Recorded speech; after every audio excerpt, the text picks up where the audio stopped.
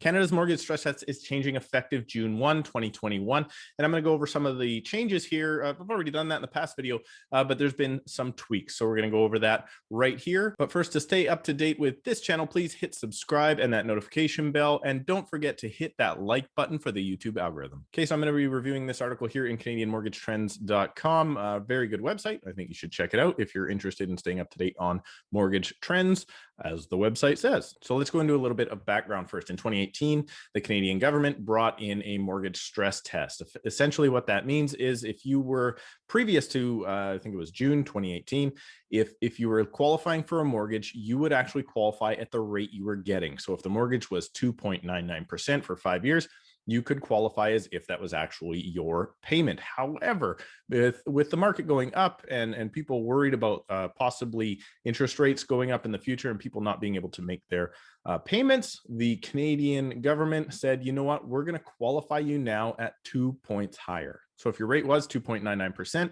you would actually have to qualify at 4.99% in the event that the interest rates would actually go up to 4.99%. You could actually still afford your home. Well, they've actually monkeyed around with these numbers when the market slowed, because the market did slow too much. Now you actually have to qualify at 2 points higher than the average posted rate of all 5 major banks within the country. So this has actually brought the qualification down to 4.79% while the market was slow. Well, believe it or not, even pre-slashing of interest rates, the market was actually taking off in very early 2020. However, when the pandemic hit, the Canadian government slashed rates all the way across the board, and that has led to an absolute surge in pricing across the entire country. Now, in an effort to make sure Canadians can still afford their homes when rates eventually do go up, and they will, OSFI, or the Office of the Superintendent of Financial Institutions, will increase the qualifying rate to an absolute minimum of 5.25%. Now, executing these changes has actually gone no different than any other time that they've introduced the changes. What they do is they go,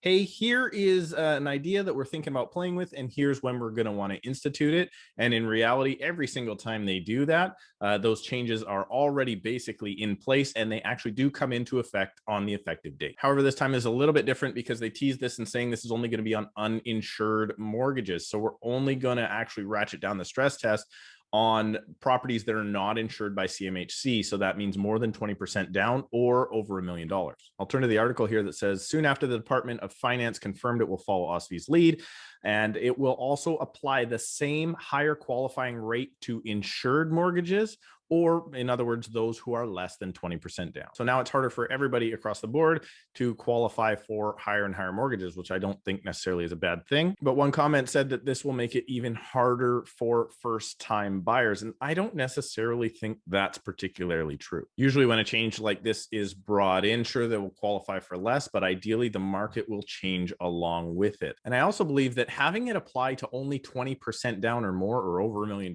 purchases and more, would actually be negative for the first-time buyer. So I think this change is actually going to help them.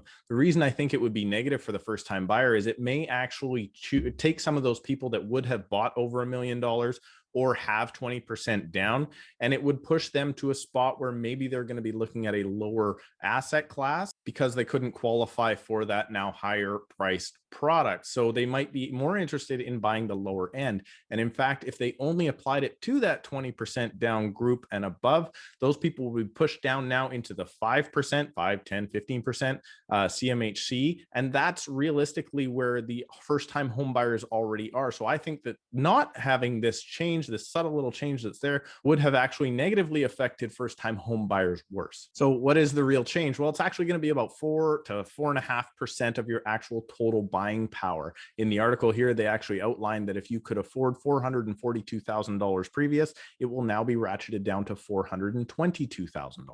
I think what that will do with so many properties going up already 4 and 5% every single month anyway, is it should likely just nicely flatten out the increases and put us in a spot where we're not seeing these massive gains month to month. I actually think it would be good if interest rates were increased just ever so slightly, say a 1/4 point every 6 months for the next couple of years, because the fall in any correction or anything that's happened in the housing market in any previous years has been as a result of the Bank of Canada, or even down south, the Fed, increasing interest rates too quickly and too late. Now, that being said, I have no idea what that would do to the rest of the economy because I am not an economist. My understanding is that if we increase interest rates now, we could actually kill off the manufacturing in so much of the country by increasing the dollar. The dollar is actually at a pretty high level currently, and I don't think anybody wants it to increase any further for those potential manufacturing job losses. But the Bank of Canada is saying that they are ahead of schedule to increase. Originally, they had said they will not touch interest rates until late 2023.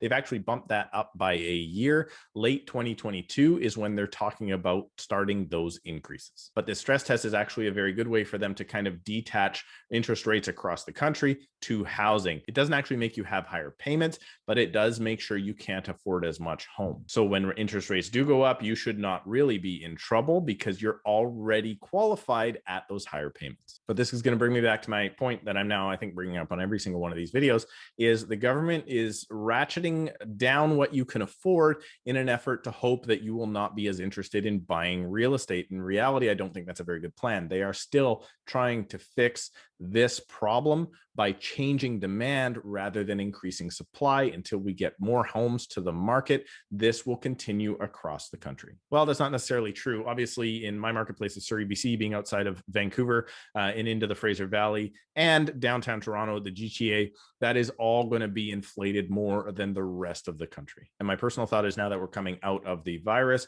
we will start seeing a return to the city. Not what it was, because there will be a lot of people working from home, but this mass exodus out of the city, I think that trend will start to reverse. Thanks so much for watching. Please remember to click and subscribe. We'll see you next time.